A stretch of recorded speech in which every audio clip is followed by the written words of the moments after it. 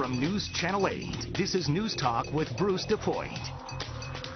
Boy, we've got a terrific lineup again for you this time. Hi, everybody. Welcome in on this Wednesday. It's great to have you with us this time. We begin with the latest on Donald Trump, calling for a ban on Muslim foreigners from entering the U.S. Most of the Republican establishment is condemning Mr. Trump's remarks, while Democrats seem to relish the damage the real estate mogul may be doing to the GOP brand. But Trump says his supporters will be with him if he decides to run as an independent. We get more in this report from correspondent Tom Yamas. This morning, Donald Trump pushing forward with his call to ban Muslims from coming to America. Are you a bigot? Not at all. Probably the least of anybody you've ever met.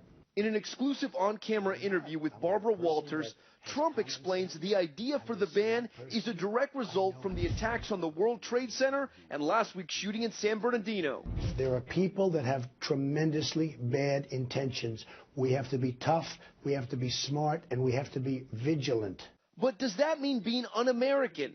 That's the way the plan is being described by the White House. What Donald Trump said yesterday disqualifies him from serving as president.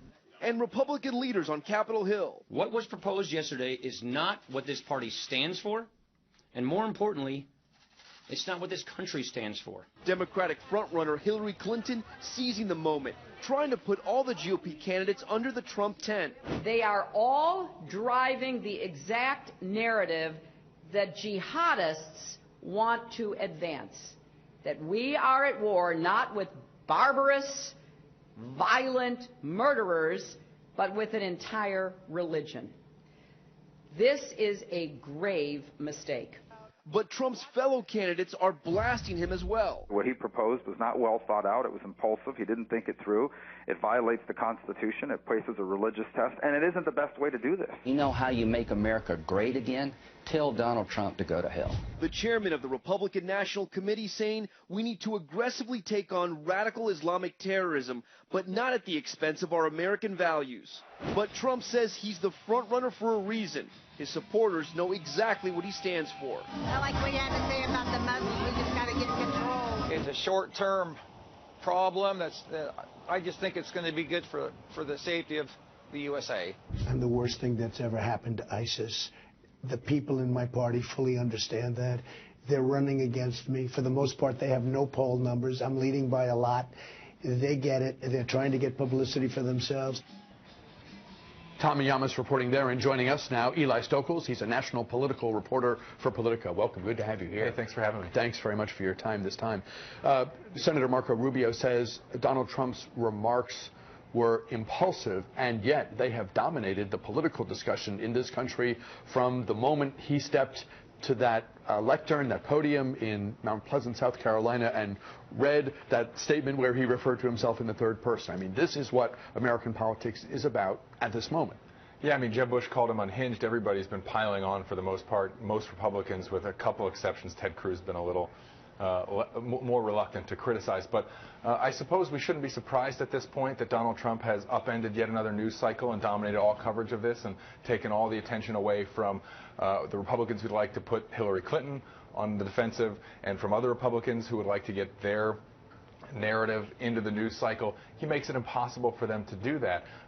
But this is outlandish even for Donald Trump, even after we've seen this for months, because I think what he suggested, I mean, this is not a dog whistle anymore. Mm-hmm. This is nativist politics out in the open, and it's shocking, you know, to most Republicans, even in a party where most of these Republicans recognize that there is a strain in the base that is very, you know, white, less well-educated voters who are very uneasy about things and who are, I think, susceptible to these sorts of politics and this demagoguery. Trump is making a very cynical choice in this campaign to drive that wedge and to play to them, and I think it explains his success.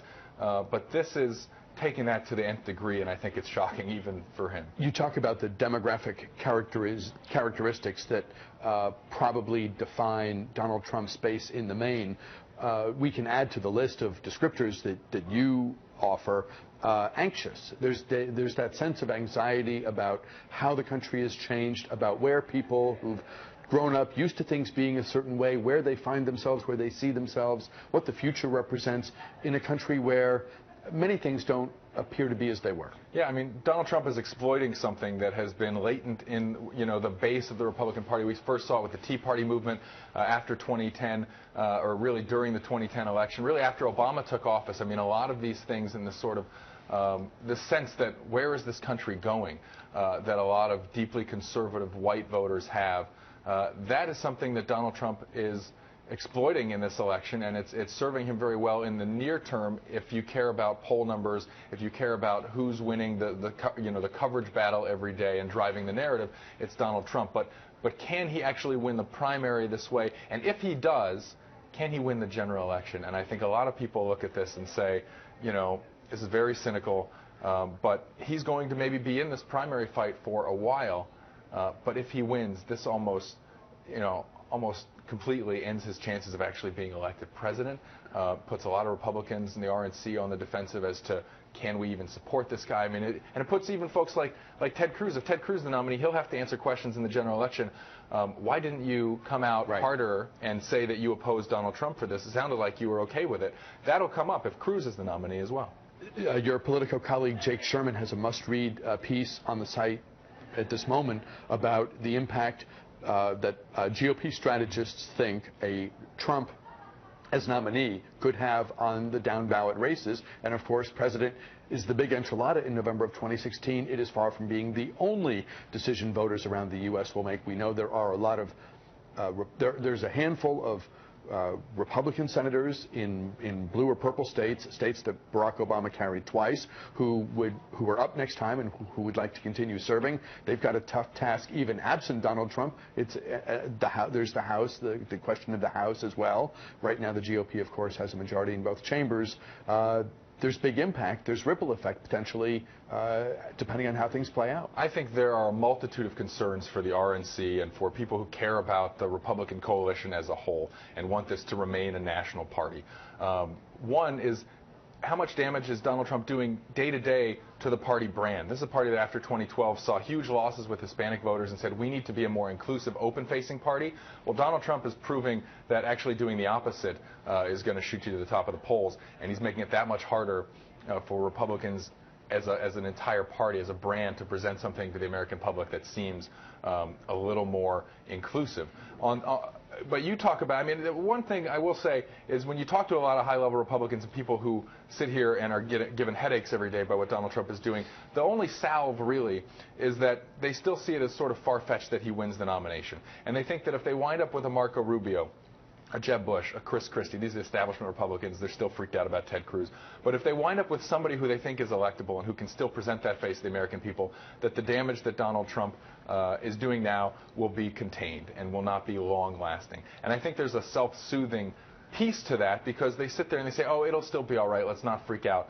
But if it gets to that point, I mean, yes, if you play this forward and Donald Trump is somehow the Republican nominee, you have all these other people on paper signing pledges saying they'll support him, and they're saying that this week, even in light of these comments, and they all know what this does to the down-ballot races. I mean, you can kiss the Senate goodbye. There's no way Rob Portman in Ohio, there's no way whoever the Senate candidate is in swing state Colorado, no way any of these people are going to be able to fully distance themselves from their presidential standard bearer if it's Donald Trump, and there's no way that his positions will sell. They couldn't embrace him, and they can't distance themselves sufficiently for it to matter in where we think the environment will be. It seems funny to talk about, is this the time that Donald Trump has gone too far? Is this the thing that really changes that alters the trajectory of the race and changes the dynamic of the race? I mean, at one level, you look at the condemnation, you look at what Dick Cheney said, hours or maybe even minutes. He was on the Hugh Hewitt show very soon after Trump's rally in South Carolina. You think back to what George W. Bush said in September of 2001 after meeting with Muslim leaders. You compare those words with what we're hearing from Trump now, the distinction, the contrast couldn't be greater. So, again, it's tempting, not for the first time, to say this time he's gone too far, but every time folks have predicted some imminent demise, some drop in the polls, he and his supporters have proven the establishment, the conventional wisdom, wrong. Well, he's been pretty savvy to this point in recognizing where the electorate is and locking up support from at least that sort of quarter of the Republican electorate that is just with him and is going to be with him. And you would look at this latest gambit and say Donald Trump thinks they're going to be with him no matter what. And so he's just solidifying his grip on those voters. But can he expand beyond those voters? I mean, what in a primary fight that's this wide open and has this many candidates, granted, there are about 5 or 6 candidates that we really look at now as having any chance of impacting the race and getting beyond the first couple states. But if it remains a 3 or 4 or 5 candidate race for a while, if Donald Trump gets 25% of the vote in Iowa or New Hampshire, he's going to finish pretty high. He's not going to go away. And there's a question of just sort of how this vote splits up. And that is, if Cruz does real well in Iowa and wins Iowa with, 30%, but Trump gets 25, that, it keeps going. I mean, you just don't really know how and when Trump support will fall apart, or even if it will. When somebody's in first place, they get the lion's share of the media attention. When someone gets to first place and stays there for a long period of time, they are going to dominate the conversation. That said, while we focus rightly on Donald Trump's 30%, give or take, whatever it is, national poll, state poll, whatever, do we sometimes overlook the fact that everyone knows who he is, and 70% of Republicans seem not to be attracted to what he's selling? Is the path to victory from a candidate not named Trump in somehow coalescing and being the alternative from the 70 to combat the 30? Yeah, I mean, I think at some point, perhaps, I think you have a lot of well-organized, well-funded candidates in terms of, Ted Cruz, Jeb Bush, and Marco Rubio have money and organization. Chris Christie has it in New Hampshire, but that's a one-state strategy. And Ben Carson has it maybe in Iowa, but seems to be taking on a lot of water. But, yeah, I mean, if you think about this, Bernie Sanders, on the Democratic side of the coin, has more support on the whole of the Democratic electorate than Donald Trump does of the Republican electorate. Or at least it's close. But nobody's talking about Bernie Sanders because there's one other choice that has all the rest, right? Hillary Clinton is the only game in town on the Democratic side, and everybody knows it. Whereas on the Republican side, Trump is the leader, but you've got 4 or 5 other people who are sitting out there splitting up all the other sports. So that keeps Donald Trump in the driver's seat in terms of who is viewed as the front runner or the poll leader. And it is hard to see. I mean, until there is a sort of establishment, donors, and everybody else moving in lockstep, right, and saying, okay, we're cutting off your money and we're making sure that we have this person. If all the money goes to Marco Rubio because they're freaked out about Cruz and Trump, and these people say, okay, forget it, we can't let this happen.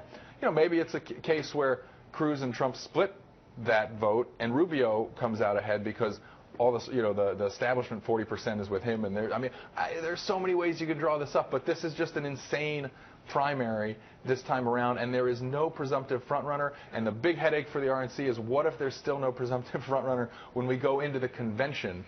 You talk about a dream for reporters, not so much for the party, but a dream for reporters. Yeah. As we talk with Eli Stokols of Politico, a break. Back, though, with more News Talk right after this.